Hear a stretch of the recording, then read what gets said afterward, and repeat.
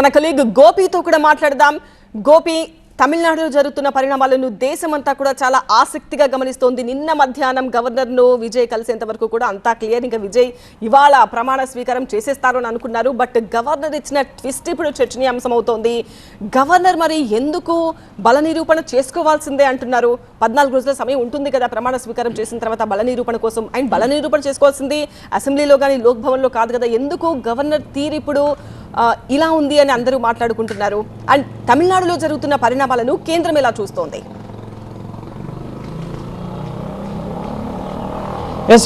Governor తీరుపైన సర్వత్రా చర్చ జరుగుతుంది. యాక్చువల్గా సింగిల్ లార్జెస్ట్ పార్టీని ప్రభుత్వ ఏర్పాటుకు ఆహ్వానించాల్సిన గవర్నర్ ప్రభుత్వాన్ని ఏర్పాటు చేయడానికి ఆహ్వానించకపోగా అతను ముఖ్యంగా ఆర్లేకర్ని 2 సార్లు విజయ్ టీవీకే చీఫ్ విజయ్ వెళ్ళి ప్రభుత్వ ఏర్పాటుకు అవకాశం కల్పించాలని చెప్పి 24 గంటల వ్యవధిలో 2 సార్లు వెళ్ళి కలిసినప్పటికీ పూర్తి స్థాయి మ్యాజిక్ ఫిగర్ లేదు. 118 సంఖ్యాబలం మీకు పూర్తి స్థాయిలో అందరి అనుమతితో ముఖ్యంగా ఎవరైతే టీవీకే 108 స్థానాల్లో గెలిచింది. సో ఒక స్థానంలో 2 చోట్ల విజయ్ గెలిచాడు కాబట్టి 107. సో మిగతా 11 మంది సంఖ్యాబలం ఖచ్చితంగా చూపించాల్సిందే అని చెప్పి గవర్నర్ కోరుతున్నారు. అది ఆ గవర్నర్ నిర్ణయాధికారాల మీద కొన్ని డిస్క్రిప్షనరీ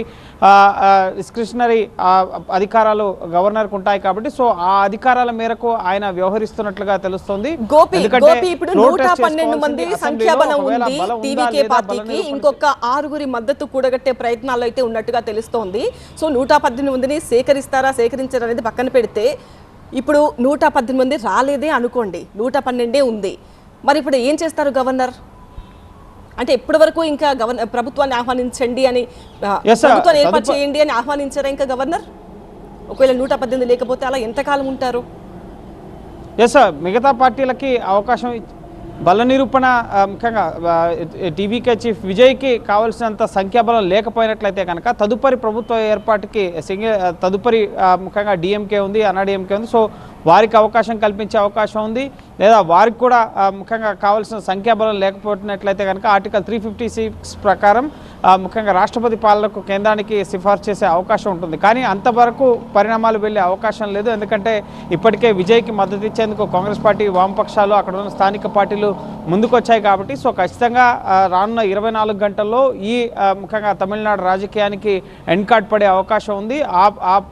ఆ కసరత్తులోనే ముఖ్యంగా అక్కడున్న రాజకీయ పార్టీలన్నీ కూడా ఉన్నాయి. కాంగ్రెస్ పార్టీ కానీ వామపక్షాలు కానీ ఇటు విజయ్కి మద్దతు ఇచ్చేందుకు. ఎందుకంటే అక్కడ ప్రజాగ్రహాన్ని చూడాల్సి వస్తుంది. నిరసనలు కానీ అలాగే న్యాయ పోరాటానికి కూడా టీవీకే పార్టీ సిద్ధమయ్యే అవకాశం కనిపిస్తుంది. రాజ్యాంగ విరుద్ధంగా గవర్నర్ వ్యవహరించినట్లయితే కనుక ఖచ్చితంగా ఇది కేంద్రానికి ఇటు గవర్నర్ వ్యవస్థకి చెడ్డ పేరు వస్తుంది కాబట్టి సో ఆ దిశగా పరిణామాలు ఉండే అవకాశం లేదు.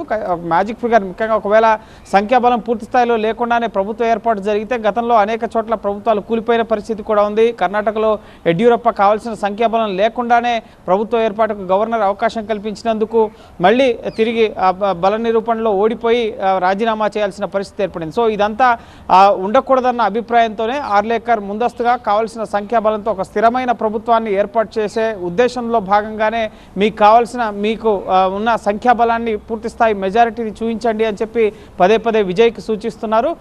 విజయ్కి హౌస్లో ముఖ్యంగా బల నిరూపణ జరిగినప్పుడు డిఎంకే వాళ్ళు, ఏఐడిఎంకే వాళ్ళు కూడా కొంతమంది గైర్హాజరైనా కూడా బల నిరూపణలో సభలో ఉన్న సంఖ్యాబలం ప్రకారం గెలిచే అవకాశం ఉంటుంది. సో ఆ దిశలో కాకుండా మైనారిటీలో ప్రభుత్వాన్ని ఏర్పాటు చేయకుండా పూర్తి స్థాయి మద్దతుతో ప్రభుత్వాన్ని ఏర్పాటు చేసే దిశగా గవర్నర్ వ్యవహరిస్తున్నట్లుగా కూడా మనం చూడాల్సి ఉంటుంది. కేవలం విజయ్ని అలాగే టీవీకే పార్టీని ముఖ్యంగా టార్గెట్ చేస్తున్నట్లుగా కాకుండా రాజ్యాంగబద్ధమైన ప్రొసీజర్ కూడా ఉంది. ఒకవేళ సంఖ్యాబలం లేకుండా ప్రభుత్వం ఏర్పాటు చేస్తే ఇటు డిఎంకే, ఏడీఎంకే బల నిరూపణలో ఓడిపోయారు కాబట్టి ప్రభుత్వం దిగిపోవాలి అని చెప్పి డిమాండ్ చేసే అవకాశం కూడా ఉంటుంది. సో అటువంటి తప్పిదాలు జరగకుండా ఉండేందుకు కూడా గవర్నర్ ఈ విధంగా వ్యవహరిస్తున్నట్లుగా మనం చూడాల్సి ఉంటుంది. కేవలం వన్ సైడెడ్గా కేంద్రంలో బీజేపీ చెప్పినట్లుగా నడుస్తున్నారు అన్నది అంశం కాకుండా రాజ్యాంగబద్ధంగా ముఖ్యంగా ఒకవేళ మైనారిటీలో సంఖ్యాబలం లేకుండా ప్రభుత్వం ఏర్పాటు చేసినట్లయితే కనుక మళ్ళీ ప్రభుత్వం పడిపోయే అవకాశం ఉంటుంది కాబట్టి సో ఆ దిశలో పరిణామాలు జరగకుండా ఉండే విధంగా కూడా గవర్నర్ వ్యవహరిస్తున్నట్లుగా తెలుస్తుంది. దీన్ని ఇంకా ప్రొలాంగ్ చేస్తే కనుక